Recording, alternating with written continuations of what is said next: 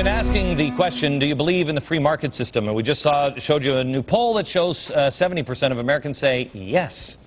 You know, of course, the president believes in that, too, but his actions don't seem to match his words. The president and other Democrats like to say that health care is just going to add more competition. Yeah. They also complain that the opponents don't have a better solution. Man, does it stink to be you today, because I have a competitive solution. Yes, since you love competition and the free market so very much, Mr. President, here's my plan, free to you. It's going to add some competition. Mr. President, imagine that you're out on a golf course and you're a CEO of a company. I know that's a stretch for you. Think that you're just maybe not a company president and you're just organizing a really important community or something like that. And the company's not doing well.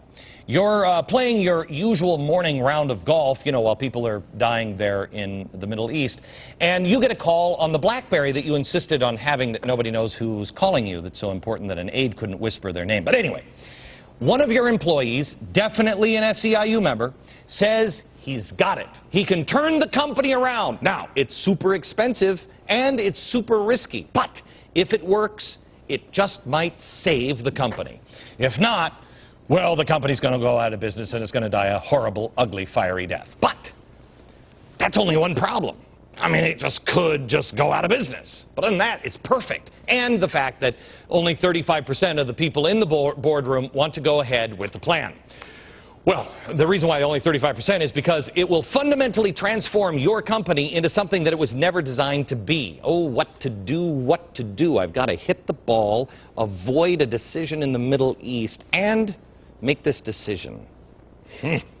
Well, a good CEO might suggest, just my idea, trying this plan on one of the weakest of the, let's say, 50, or in your case, 57 entities.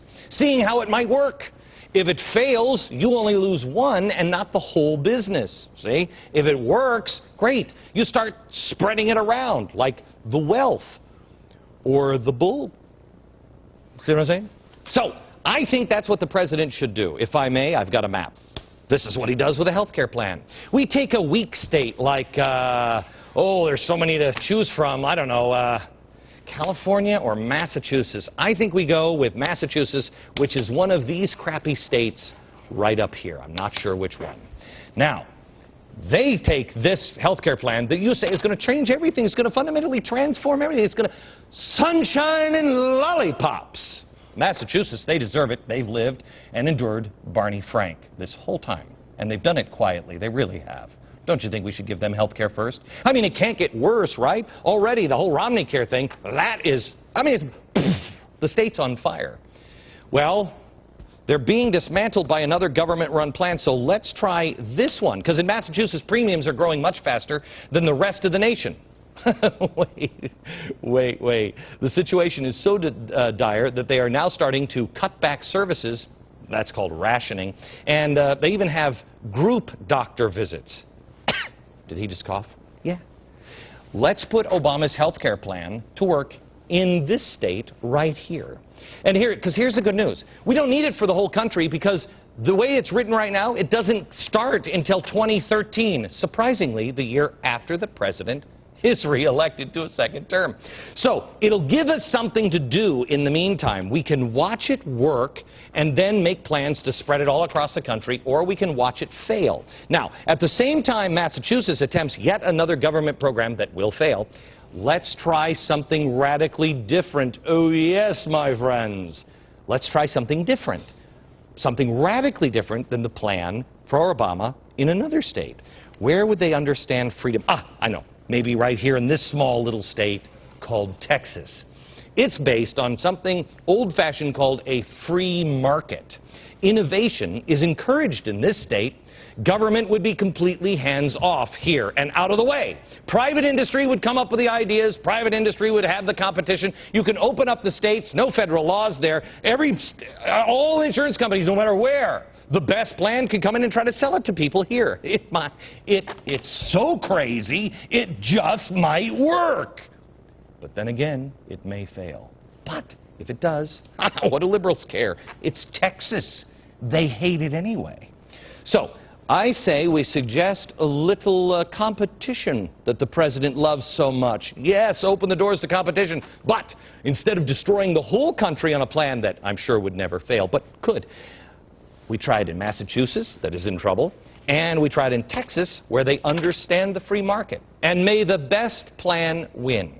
Although I do have a hunch that the plan in Texas might actually work out a little better, because, see, they've already tried something like this.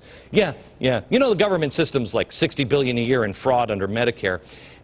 They have also seen in Texas what happens when towns or counties opt out of government systems, like 3 Texas counties did with Social Security. Oh, man. Oh, wouldn't you like to see those results? I have them. I'll go get them. Rick Gornto, he is the designer of the Galveston plan. This is not health care. This was crazy Social Security plan. Risky scheme, sounds to me. Galveston County, Texas. Hello, sir. How are you? Fine. How are you this afternoon? You came up with this idea back in the 1980s, right? Yes, sir. And the risky scheme was let people opt out of Social Security and come into a privately run what do you call it? Retirement plan. Yeah. Mm-hmm. Yes. How insolvent is that right now? It's very solvent. The funds are protected by the insurance companies that they're being held by, and audited and regulated by 50 insurance regulators throughout 50 states in the U.S. No, but see, I mean, the government's running one that's much, much better, and it's wildly insolvent. Oh, whoa, look at that. Wait a minute, hang on just a second. If you made $17,000 a year in Social Security, you get $683 back, but in your plan you get over $1,000. How about $75,000 a year? You get $4,500 back every year, and or every month, and Social Security is only $1,645. Yeah, but again, theirs is in a lockbox. Yours is insolvent, right? No, it's not insolvent. In fact, the reason why they got into the program in the first place was a desire to take personal ownership of their accounts versus being in Social Security, which is a promise to pay if it's there, and depending on what the benefits that they decided in any given year. How many members of Congress or anybody in government come down to study this and say, whoa, this sounds like a really good idea here? How many people have come down from Washington to study this? The GAO has sent people down in the late 80s, early 90s. Social Security has done a study on this, and then we've testified to the House Congressional Financial Committee a couple of times as well. So they are fully aware of this program. But they're not gonna stick with their program.